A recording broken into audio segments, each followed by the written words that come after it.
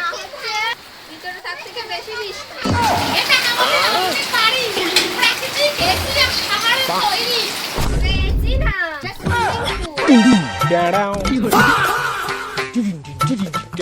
দাদা ছাতা পাইনি তাই গামলা পরে চলে আসলাম।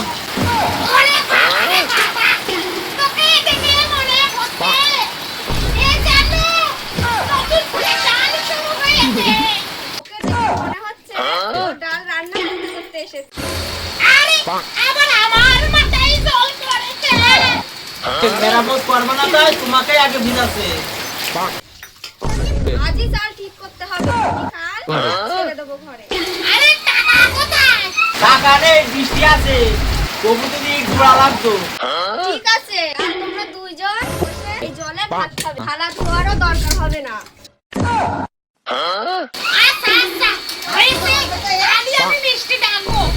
দুটোতে তাহলে মিষ্টি বলবে আজ তো আর পানি পড়ছে না, আমি আজ আর যাবো না।